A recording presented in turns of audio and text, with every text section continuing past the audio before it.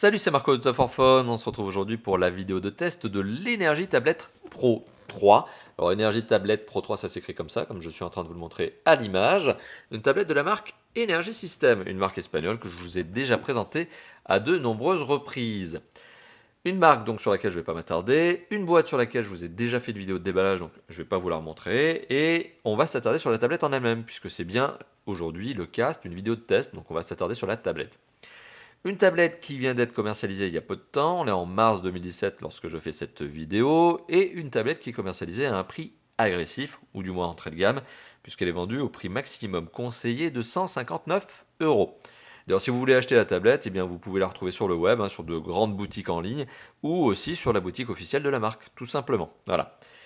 Donc, une tablette vendue à un prix agressif, entrée de gamme, qui propose malgré tout un résultat homogène. Ça, on va le détailler tout au long de cette vidéo, puisque c'est le but de la vidéo de test. Mais vous allez comprendre que pour son prix, on est globalement en face d'un produit qui tient la route et qui donne un usage tout à fait sympathique, tout à fait correct. Alors, on va s'attarder déjà, première partie de cette vidéo, sur l'esthétique, le design, le choix des matériaux notamment.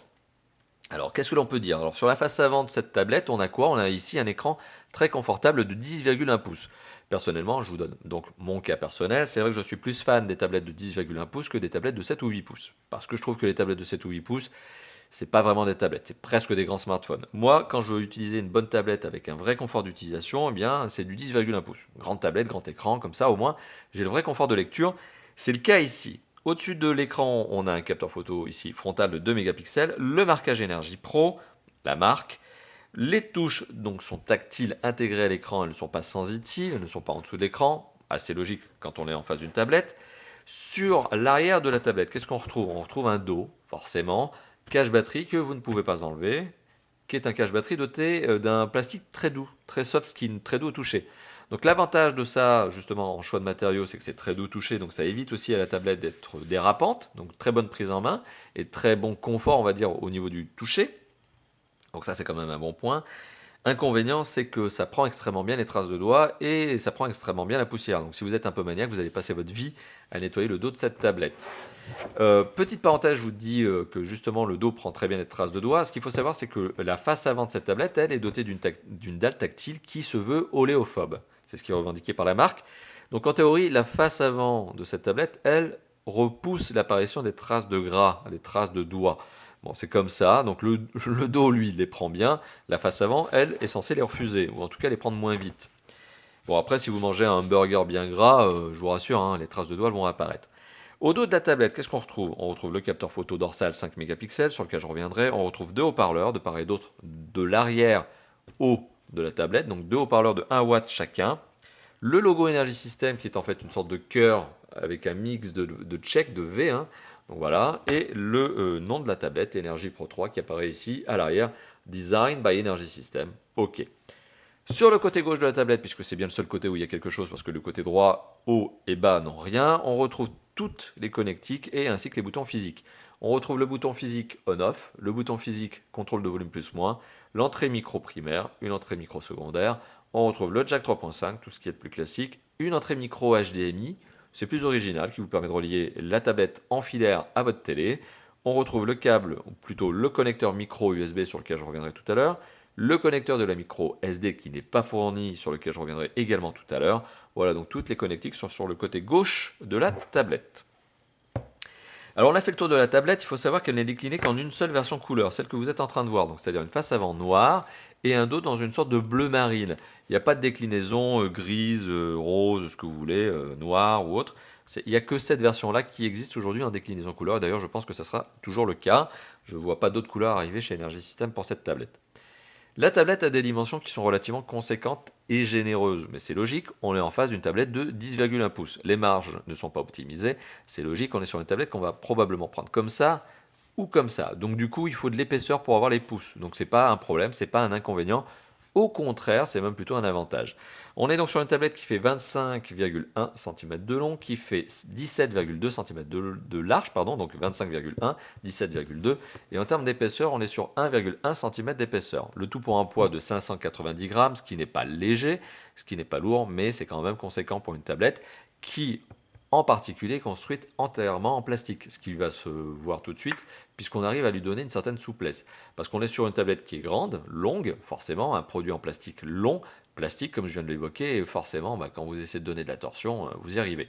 Alors je vous rassure, hein, ça c'est pas l'usage que vous en ferez tous les jours. Si vous faites ça tous les jours, c'est qu'il y a un problème avec votre usage, hein, c'est que vous n'êtes pas destiné à utiliser une tablette. Hein. Bon, détendez-vous sur autre chose. Mais voyez, donc il y a ce petit côté souplesse au niveau de la tablette, ce qui me laisse vous dire que si vous la faites tomber, vous pourriez avoir des mauvaises surprises, ne serait-ce que soit sur la dalle qui casse, soit sur le contour plastique qui pourrait aussi se fendre. Et comme toutes les tablettes, c'est pas fait pour être jeté par terre non plus. Donc je suis en train de vous donner un point qui est tout à fait classique. On a parlé du design, c'est une tablette qui présente globalement bien, un bon niveau de finition. En tout cas, c'est bien assemblé, il n'y a pas de jeu dans les éléments, donc c'est quand même un bon point. Au niveau de l'image, on est sur une tablette, je le rappelle, qui a un écran de 10,1 pouces, qui est une tablette dotée d'un écran IPS. Les angles de vision sont relativement bons, ce qui est quand même un bon point quand on veut regarder un film. Donc ça, c'est quand même pas mal. Donc ça, c'est quand même un bon point supplémentaire. Qu'est-ce que l'on peut se dire au niveau de l'écran? Eh bien, c'est qu'il a un format qui est un petit peu atypique. On n'est pas sur du 4 tiers, qui peut être reconnu notamment sur certaines tablettes californiennes. On n'est pas sur du 16 neuvième, on est sur du 16 dixième. Donc on est sur une tablette qui est un peu plus longue, un tout petit peu plus longue que le format 16 neuvième. Mais ça ne se ressent pas en fait à l'usage, vous ne verrez pas la différence. On est donc sur une tablette qui a une résolution HD, donc c'est pas du Full HD, et c'est un avantage sur cette tablette, et vous allez comprendre tout à l'heure pourquoi. Donc on est sur une tablette qui a une résolution de 1280 pixels par 800 pixels de haut, d'où ce format 16 dixième. On est donc sur une tablette qui est dotée d'un écran HD, pas HD Ready, mais pas Full HD, et qui nous donne une densité de pixels de 149 pixels par pouce. Donc on est très largement en dessous des 300 pixels par pouce que l'on juge nécessaire pour ne pas les voir à l'œil nu. D'un autre côté, c'est tout à fait standard pour une tablette. 300 pixels et plus par pouce, c'est ce qu'on retrouve sur certains smartphones, moyen de gamme, haut de gamme. Quand on est sur des tablettes, on ne trouve pas de tablette avec plus de 300 ppp, ça n'existe pas. Ou en tout cas, c'est très très marginal sur des tablettes assez particulières. Voilà, donc on est sur une tablette qui possède une qualité d'image qui est, à mon sens, tout à fait convenable. Je vais vous le montrer ici avec une petite vidéo. Voilà. Alors là, ça me laisse justement vous parler de l'image. Une image donc relativement contrastée. On est sur de l'IPS, on n'est pas sur du Super AMOLED, mais l'image est bonne. Elle est agréable à regarder, notamment pour de la vidéo, pour du film HD. Ça passe très bien. Alors, petite particularité supplémentaire, donc en termes de luminosité, on est sur quelque chose qui est tout à fait correct. D'ailleurs, je mettrai probablement une petite incrustation ici. On est sur du 350 nits. Alors, ça veut peut-être pas dire grand-chose pour vous, je le conçois. Ça s'appelle aussi candela par mètre carré. Bon, ce qu'il faut savoir, c'est qu'un produit qui est plutôt typé moyen de gamme, en général, tourne aux alentours des 300 nits par... 300 nits. Là, on est sur du 350. Les produits très haut de gamme tombent dans les 600 nits. Nits, c'est quoi? C'est cette valeur qui permet de valoriser justement une valeur, ce score qui permet de dire si la tablette a une forte luminosité ou pas. C'est utile dans quelle situation? Principalement quand vous êtes exposé au soleil, par exemple, pour contrebalancer la lumière du soleil. Plus le score est élevé, plus la notion de contrebalance au niveau de la lumière du soleil sera bonne. Et là, pour le coup, on est sur une valeur qui est plutôt moyenne. Donc, ce n'est pas une tablette que vous allez utiliser avec énormément de confort quand vous êtes exposé plein soleil. D'un autre côté, quand vous êtes exposé plein soleil, vous avez qu'à incliner un petit peu votre tablette et vous retrouvez une luminosité tout à fait correcte et une bonne vision. Vous voyez, donc comme quoi, c'est pas très compliqué dans la vie au final. Donc, on est sur une tablette qui donne une qualité d'image tout à fait convenable, avec une luminosité tout à fait moyenne et une puissance sonore qui, pour le coup, elle reste, on va dire, correcte. On est sur deux haut-parleurs ici. Je mettrai probablement d'ailleurs une petite incrustation. On est sur deux haut-parleurs qui donnent un son. Alors là, vous êtes en train de l'entendre, qui peut être puissant. Là, je suis au max et ce sont les deux haut-parleurs ici. Voilà, vous voyez, je suis en train de les étouffer volontairement, mais qui donne aussi une sorte de caisse de résonance. Il y a une sorte de caisse de résonance finalement à l'arrière de cette tablette, donc un son puissant, voilà. Donc on est sur une tablette qui arrive à atteindre les 80 décibels à la sortie des haut-parleurs. Donc d'ailleurs, là, bon, voilà, j'aurais probablement mis aussi une incrustation en bas à droite de cette image. Donc 80 décibels, il y a de quoi, vous l'avez compris, vous casser les oreilles quand vous êtes à côté. Quand vous êtes en train de regarder un film, c'est largement suffisant.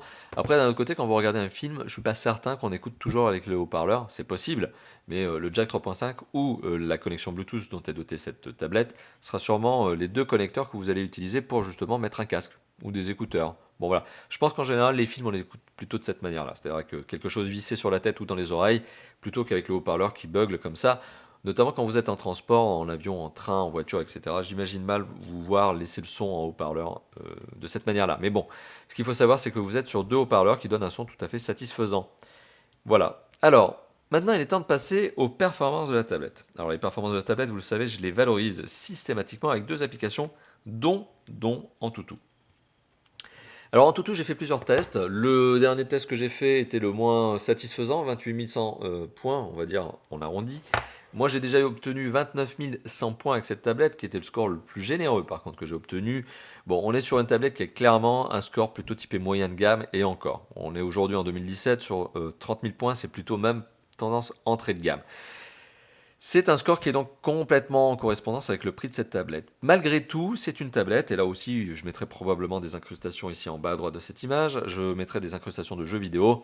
C'est une tablette qui s'en sort parfaitement en Asphalt 8, ou même avec Real Racing 3, Real Racing 3, avec mon très bon accent. Donc du coup, une tablette qui est capable de faire des jeux 3D, et c'est une tablette qui est capable aussi de faire du multitâche de manière tout à fait convenable. On est sur une tablette, alors je vais baisser un peu le son, qui d'ailleurs a une très bonne fluidité d'image. Alors, je viens de tout vous balancer comme ça, donc on a un score Antutu qui est plutôt entrée de gamme, vous l'avez compris. Malgré tout, on a une fluidité d'image qui est tout à fait satisfaisante. Je vais vous le montrer avec Epic Citadel. Voilà, donc bon, pour peu qu'Epic Citadel se charge, mais bon, ça c'est normal, c'est toujours la même chose, c'est lent, parce qu'il y a une grosse partie intro sur Epic Citadel. Donc, Epic Citadel, vous voyez l'image là, elle est propre, elle est belle. Je vais lancer le benchmark, vous allez voir. Et même le son, vous l'entendez. Ben, c'est une tablette qui est capable de faire du jeu 3D. Je vais même être assez sarcastique. J'ai même été surpris. Je ne m'attendais pas à avoir cette fluidité d'image. Je m'attendais à quelque chose de moins satisfaisant, avec notamment une image qui lag un peu. Mais finalement, on a une tablette qui est capable de faire du jeu 3D, qui est capable de faire du multitâche parce qu'elle a 2 Go de RAM. Et la fluidité d'image est bonne puisque l'écran n'est que 800 pixels et pas 1080p. Et ça nous donne une fluidité d'image. Ici, vous le voyez, hein, ça oscille en mode ultra haute qualité, hein, donc le max, haute performance, pardon, je me trompe, de 56,8 images. Mais même en ultra haute qualité, c'est une tablette qui s'en sort bien. Donc globalement, voilà, pour parler des performances, on est sur quelque chose qui s'en sort dans toutes les situations, et c'est même quelque chose, et je reviens là-dessus, qui m'a même étonné. Moi, je m'attendais à avoir une tablette qui rame en termes de graphisme 3D. Et bien, ça n'a pas été le cas. Ça n'a pas été le cas. Et alors, en termes de composants, je ne vous l'ai pas dit, mais je vais vous le dire maintenant, et comme ça, on passe à autre chose. Processeur 8 coeurs, 1,8 GHz. J'ai pas le modèle, je pourrais pas vous le donner. Et processeur graphique qui est un PowerVR SGX 544 MP. Ça parlera, pardon. Ça parlera aux connaisseurs. Laissons ça de côté, c'est pas très important. Mémorisez bien le fait que c'est une tablette qui globalement s'en sort très bien. Alors, une tablette, il y a aussi une autre notion qui est intéressante quand on parle de performance, c'est notamment la mémoire de stockage. Alors, cette tablette est dotée de 16 Go de mémoire de stockage interne. C'est ce qui est revendiqué par le constructeur. Comme d'habitude, vous le savez, vous allumez le produit, donc que ce soit un smartphone ou une tablette, donc je dis le produit de manière générale, vous l'allumez et bingo, finalement, on se retrouve avec moins. Ce qui est normal puisqu'il y a la règle de conversion et le système d'exploitation qui est aussi installé et qui en prend une partie de cet espace. Alors sur les 16 Go revendiqués par le constructeur, lorsque vous allumez la tablette pour la première fois, vous n'avez plus que 10 Go. Alors c'est suffisant. C'est suffisant pour vous permettre d'installer un Asphalt 8 et un Real Racing, quelques applications et mettre un petit peu de MP3. Mais vous avez quand même l'emplacement micro SD qui vous permet d'ajouter de la mémoire supplémentaire. 128 Go, c'est ce qui est revendiqué par le constructeur comme étant le max, mais en théorie, si vous mettez une 128 Go et qu'elle passe, vous pouvez mettre une 200 ou une 256. Une carte micro SD de 128 Go aujourd'hui, on arrive à en retrouver à 30 euros, c'est pas très cher. D'ailleurs, je mettrai probablement en place un comparateur de prix qui vous permettra de faire les bonnes affaires. Mais voilà, on est sur une tablette qui peut avoir une capacité étendue de mémoire pour un coût modique qui me semble tout à fait adapté à ce genre de tablette.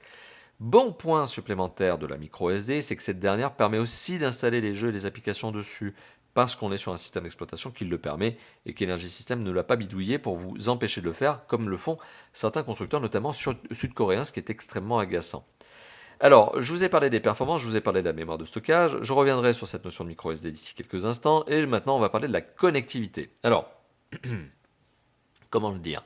La connectivité, c'est sans doute l'un des points de faiblesse de cette tablette. On est sur une tablette qui est en Wi-Fi, elle est capable de faire du Wi-Fi, c'est normal, c'est logique, c'est une tablette. On n'attendait pas moins. Alors c'est une tablette qui m'a quand même montré une petite insatisfaction au niveau du Wi-Fi, parce que j'ai remarqué que lorsqu'elle fait des sorties de veille, prolongées notamment, lorsque vous l'allumez, le Wi-Fi n'est pas très rapide. C'est-à-dire qu'il va y avoir quand même une certaine latence entre le moment où vous allumez la tablette et le moment où elle va se raccrocher au Wi-Fi.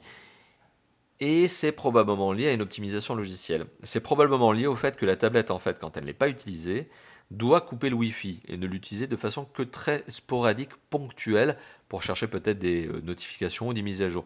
J'ai l'impression qu'il y a ici une optimisation au niveau du Wi-Fi faite par la marque qui consiste à dire quand la tablette est en veille, je coupe le Wi-Fi volontairement, j'évite de consommer trop de batterie. Alors sur l'aspect autonomie c'est positif, mais sur l'aspect usage c'est un petit peu embêtant parce que il y a cette petite latence, c'est quelques dizaines de secondes au moment où on rallume la tablette où on sent que elle se raccroche, raccorde, c'est le mauvais terme, mais en tout cas, elle se synchronise, elle va le chercher ce Wi-Fi. Voilà, donc c'est la petite contrepartie négative de ce Wi-Fi qui est probablement optimisé pour l'autonomie, mais qui ne l'est pas pour l'usage. Et qui, à mon sens, moi qui aime bien l'immédiateté de la chose, je suis un peu embêté, ça m'a un petit peu agacé. Alors, autre particularité de cette tablette, c'est qu'elle n'est pas dotée d'emplacement de carte SIM, ce qui est encore relativement rare pour les tablettes, donc elle n'est pas 4G ni 3G, c'est que du Wi-Fi, donc vous n'utiliserez que le Wi-Fi pour vous simplement vous raccorder, entre guillemets encore raccorder, je sais que c'est le mauvais terme, mais pour aller chercher par exemple des vidéos sur YouTube, vos emails, etc. Donc c'est que du Wi-Fi. À côté de ça, on a du Bluetooth 4.1, comme je vous l'ai dit, on a du micro USB, particularité qui est micro USB OTG, donc il est utilisé pour charger la tablette, charge rapide d'ailleurs. Il est aussi utilisé, si vous le souhaitez, pour mettre une clé USB en USB OTG et donc avoir plus de mémoire par le biais de cette clé USB que vous allez pouvoir brancher. On a aussi du mini HDMI, donc qui vous permet de brancher un câble et de le mettre directement sur votre télé, et donc de dupliquer l'image sur votre télé. Bon point. Jack 3.5, je vous l'ai dit tout à l'heure, emplacement micro SD, comme je vous l'ai souligné. Alors, qu'est-ce que l'on remarque d'autre sur cette tablette? Eh bien que, en termes de capteur, eh bien, il y a tout qui manque. C'est-à-dire que le seul capteur qui est qui est présent dans cette tablette, c'est le capteur de type accéléromètre. C'est celui qui, notamment, lorsque vous êtes en phase d'Asphalt 8, en phase de jeu Asphalt 8, vous pouvez conduire votre jeu comme ça, piloter votre voiture comme ça sur Asphalt 8. Mais il manque tous les autres capteurs. Capteur de luminosité, capteur de proximité, capteur de boussole, la boussole est manquante, capteur gyroscope, bon voilà, vous ne pouvez pas faire de 3D, de réalité augmentée avec cette tablette, etc. Donc le seul capteur qui est présent dans cette tablette finalement c'est l'accéléromètre, voilà, qui est un capteur utilisé pour les jeux. Donc bon, ça reste quand même une bonne note, heureusement qu'il est présent, mais tous les autres sont absents. Donc il n'y a pas à chercher, hein. Pas de réalité augmentée, pas de réalité virtuelle. Enfin, ça à glisser dans des lunettes, des lunettes de réalité virtuelle, je pense que c'est un peu compliqué quand même, hein. Allez trouver une tablette qui... Hein, bon, vous voyez, vous avez compris le truc. On a parlé de la connectivité, donc elle reste, allez, acceptable. Acceptable. En termes de système d'exploitation, alors là, on va aller très très vite, vous allez voir, il n'y a pas grand chose à dire. Alors, on est sur un système d'exploitation qui est Android 6.0. On est, selon moi, sur la dernière version à date. Il y a bien la version 7.0 Nougat, mais elle est trop peu répandue encore. Il y a trop peu de smartphones ou de tablettes qui ont la version 7.0. Donc, on est, à mon avis, sur la dernière version grand public, on va dire, d'Android 6.0. D'ailleurs, on peut la retrouver ici, cette version. On la voit, elle est écrite là. Version 6.0.1 pour être précis, avec une version d'énergie système, la surcouche, qui est la 1.0.1.a. Bon, ok, d'accord. Donc tout ça pour vous dire qu'il y a bien une version de surcouche. Dessus, il y a bien donc Android 6.0. Très bien, super système d'exploitation d'ailleurs, sur lequel je vais revenir d'ici quelques instants, sur lequel Energy System a collé une surcouche qui est extrêmement modique. Alors, on a du fond d'écran, on a un peu de travail au niveau des icônes, et alors vraiment, mais alors quand je dis ça, c'est vraiment mes minimum syndical, hein, c'est quelques icônes. Et on a une application, d'ailleurs que je ne vais pas vraiment vous montrer dans l'usage, qui est en fait un lecteur MP3. Vous auriez pu installer VLC, ça aurait été la même chose. D'ailleurs, je conseille d'installer VLC plutôt que d'utiliser des applications natives parce qu'elles ne sont pas forcément très bonnes. Et VLC est un très bon lecteur, gratuit d'ailleurs, qui permet, j'ai pas d'action chez eux, hein, qui permet de lire à peu près tous les formats, tous les codecs, tout, quoi, que ce soit de la vidéo ou du MP3. Alors, pour en revenir à la surcouche, bah écoutez, on ne peut pas vraiment dire qu'il y en ait une, hein. Et c'est tant mieux parce que ça prend pas de ressources, ni des ressources de performance de fonctionnement, ni des ressources de mémoire de stockage. Donc ça, c'est très bien. Autre parenthèse, pas de surcouche égale généralement peu de bidouillage au niveau du système d'exploitation. C'est tant mieux, parce que comme je vous l'ai dit tout à l'heure, il y a des constructeurs qui aiment bien enlever cette fonctionnalité que moi j'apprécie énormément sur Android 6.0, qui est le fait de pouvoir installer les applications et les jeux sur la micro SD. Ça, c'est une fonction de base d'Android 6.0.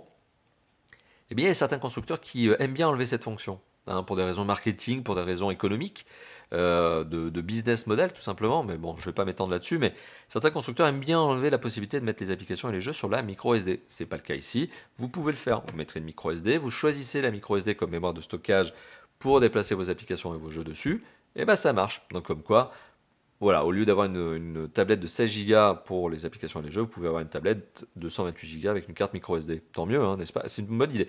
Franchement, j'apprécie beaucoup ce point-là. Alors au niveau de l'usage, alors, je ne vais pas revenir sur les jeux 3D que je vous aurais probablement montré en incrustation tout à l'heure. Cette tablette est capable de faire du jeu 3D, y compris des gros jeux. C'est une tablette qui bien sûr fait lecteur MP3 vidéo, je vous l'ai montré tout à l'heure avec YouTube, vous pouvez regarder des films avec plaisir sur cette tablette, il n'y a pas de souci. Donc globalement, elle fait des mails, elle fait de la navigation internet, elle fait tout ce que fait une tablette moderne de nos jours, logique. Il y a quand même deux usages sur lesquels on va s'attarder, comme d'habitude, c'est les capteurs photo. Alors les capteurs photo, ça va aller très vite parce que je ne vais même pas vous les montrer. Il y a un 2 mégapixels à l'avant, un 5 mégapixels à l'arrière. Est-ce que la qualité photo est bonne? Clairement, clairement pas du tout. C'est une catastrophe. C'est une tablette qui n'est pas faite pour prendre des photos comme toutes les tablettes. Voilà, donc il n'y a pas il y a pas d'étonnement. Quand j'ai pris cette tablette et que j'ai voulu faire quelques tests de capteurs photo, c'est tellement mauvais que je ne publierai même pas des échantillons sur l'article de test, comme je le fais d'habitude pourtant, sur le site de Tough for Phone. Pour le coup, n'allez même pas regarder l'article si vous voulez voir des échantillons photos. Allez le regarder pour me faire plaisir si vous avez envie et pour le lire. Et vous retrouvez quelques informations complémentaires, en plus précises que cette vidéo. Mais voilà, il n'y a pas d'échantillon photo parce que cette tablette prend des photos qui sont juste mauvaises. Mais mauvaises dans l'absolu du terme. Il n'y a pas à chercher, c'est mauvais. C'est très mauvais. Alors par contre, au niveau de l'autonomie, là on est sur une tablette qui dispose, alors ça c'est quand même un bon point, d'une batterie interne de 6000 mAh. Vous ne pouvez pas l'enlever à moins d'éclipser le cache batterie, ce qui techniquement est faisable en fait, hein. Comme je vous l'ai montré tout à l'heure, vous allez comprendre. Voilà, vous avez entendu quand j'ai tordu la tablette, j'ai légèrement déclipsé le cache batterie qui se trouve en fait ici, qui théoriquement ne s'enlève pas, mais vous pouvez l'enlever en fait. Il suffit de faire un petit tiré, après on glisse une carte ici pour décoller tout gentiment le cache batterie, mais qu'est-ce que ça va vous permettre de faire? D'accéder à une batterie format propriétaire, donc ça n'a pas d'intérêt. C'est le genre d'opération que l'on fait quand on est en opération de maintenance, quand il faut changer la batterie, qu'elle est fatiguée au bout de quelques mois, quelques années peut-être. Alors, on est sur une batterie de 6000 mAh, qui théoriquement ne peut pas être enlevée. Bon, enfin, vous avez compris ce que je voulais vous dire il y a quelques instants. Une batterie dotée de la capacité recharge rapide, 2 ampères. Donc une batterie de 6000 mAh en recharge rapide 2 ampères, c'est entre 3 heures et 3 heures et demie pour la recharger de 0 à 100%, si vous avez le bon chargeur et le bon câble et la prise électrique qui va avec. Voilà, donc ça, c'est la particularité. Donc recharge rapide. Une batterie qui a une bonne autonomie. En tout cas, une tablette qui a une bonne autonomie, puisque grosse batterie, consommation énergétique plutôt modérée. Une heure de vidéo avec cette tablette, c'est à peu près 18% de batterie consommée, 20% dans les grands cas, quand on met la luminosité au max. Donc globalement, on est sur une tablette où on peut faire 2 heures de jeu, 2 heures de vidéo, 1 heure de navigation internet sans avoir à la recharger. Voilà, donc c'est à peu près 5 heures, 6 heures d'usage avant de devoir recharger la tablette, ce qui est carrément pas mal, ce qui est dans le bon sens, dans le bon trend, on va dire, des tablettes. Donc une autonomie tout à fait bonne, voilà, tout à fait sympa. Voilà, et donc du coup, on a fait le tour de la tablette, on a dit, et ben on a tout dit. Voilà, on a fait le tour de la tablette, on s'est vraiment tout dit, on a regardé tous les points de cette tablette et il est temps d'arriver à la conclusion et de vous dire ce que je pense de cette dernière, de la fameuse Energy Tablet Pro 3 que vous êtes en train de regarder tout de suite devant vous. Alors, est-ce que c'est un produit que je trouve sympa? Dans l'absolu, oui. Est-ce que c'est un produit coup de cœur? Carrément pas. Voilà, je n'ai pas un engouement fou pour cette tablette, probablement parce que j'en ai déjà, hein. Voilà, donc c'est une tablette de prêt que j'ai testée, qui ne m'a pas apporté d'usage euh, supérieur positif par rapport à ce que j'avais déjà comme tablette, mais que j'avais déjà payé quand même quasiment 2 fois plus cher. Donc j'ai pas de coup de cœur pour l'Energy Tablet Pro 3, mais par contre je suis capable de vous dire que oui, c'est une bonne tablette pour son prix. Parce que pour 159 euros, je trouve qu'elle en propose bien, voilà, elle a un bon résultat. C'est un résultat homogène, voilà. C'est pas une super tablette, elle propose pas un usage de fou furieux, mais tout ce qu'elle fait, elle le fait bien. Elle le fait correctement, on est capable de regarder des films, c'est quand même l'essentiel, on est capable de regarder ses mails, on est capable de jouer à des jeux 3D, on est capable de faire du multitâche, donc des grosses applications multitâche. Donc elle fait tout pour un prix très bas, enfin bas, en tout cas 159 euros, je trouve que c'est un bon prix, hein, pour cette tablette. Il y a des choses qui sont optimisables, il y a un petit peu trop de souplesse, notamment au niveau de la tablette en elle-même. Mais est-ce que vous allez faire ça tous les matins? Non, moi je le fais parce que je suis testeur et que je vous le montre, et que j'ai pas peur de casser la tablette parce que c'est pas la mienne. Mais vous, est-ce que vous allez faire ça? Est-ce que vous allez faire de la torsion tous les jours sur votre tablette? Non. Donc pour moi, c'est pas trop un problème. La chose qui m'a principalement embêté sur cette tablette, c'est le Wi-Fi, qui est pas forcément capricieux, comme j'ai pu le mettre dans l'article par exemple, que vous allez lire sur le site de Tough Phone, mais qui est un peu lent, voilà, qui a cette latence au niveau de la reconnexion au sortir d'une veille un peu prolongée. Mais sinon, voilà, tout l'usage de cette tablette est quand même bon pour un prix qui reste bas. Et c'est globalement ce que j'ai retenu moi de cet essai, c'est de ce test, c'est probablement d'ailleurs ce que je vous engage à retenir, c'est que pour son prix, on est quand même sur une tablette qui propose un usage tout à fait sympathique, tout à fait convenable. Donc on a un bon rapport performance usage, satisfaction, prix. C'est ce qu'on demande finalement à ce genre de produit. Voilà, donc on n'est pas déçu, on n'est pas bluffé, on est dans le bon sens, c'est une bonne tablette. Et donc globalement, bah oui, finalement, j'ai pas de coup de cœur, mais c'est pas non plus une mauvaise tablette. Et oui, je vous la recommande à l'achat si vous recherchez une tablette pas chère. Alors c'est sûr que c'est moins fun et c'est moins fashion que des tablettes à 400 ou 500 ou 600 euros proposées par des marques californiennes. C'est sûr que c'est moins tendance, mais c'est une tablette qui arrive au moins au même résultat pour un prix qui est carrément beaucoup plus raisonnable. Voilà, donc vous l'avez compris, c'est un peu la force de cette tablette, c'est son prix. Voilà. Donc merci d'avoir vu cette vidéo. Si cette vidéo vous a plu, je vous engage bien sûr à commenter, c'est juste en dessous, liker la vidéo, bien sûr, à vous abonner à notre chaîne YouTube si ce n'est pas déjà fait. On est déjà à plus de 100 000 abonnés. Merci, grâce à vous, c'est peut-être déjà le cas. Hein, c'est peut-être vous qui êtes déjà abonné qui nous avez permis d'atteindre les 100 000 abonnés. Mais si c'est pas le cas, bah, c'est pareil. Hein, c'est une série de boutons qui se trouvent tout en bas de la vidéo. Voilà, donc n'hésitez pas, faites-moi plaisir, hein, lâchez le petit commentaire qui fait plaisir, qui va me faire plaisir, justement, qui va m'encourager à faire plus de vidéos. Et moi, je vous dis à très très bientôt. Donc merci d'avoir vu la vidéo, lâchez-vous dans les commentaires, pouce bleu, abonnement, la totale. Et on se dit à très bientôt pour d'autres vidéos, comme d'habitude chez Top 4 Fun. Hein. Il y aura des vidéos de test, des vidéos de déballage, des vidéos d'interview, hein, vous avez vu, il y a un nouveau format qui a débarqué, et des vidéos de présentation, etc. Enfin bon, plein d'habitudes, plein de vidéos comme d'habitude. Allez, à bientôt, ciao ciao.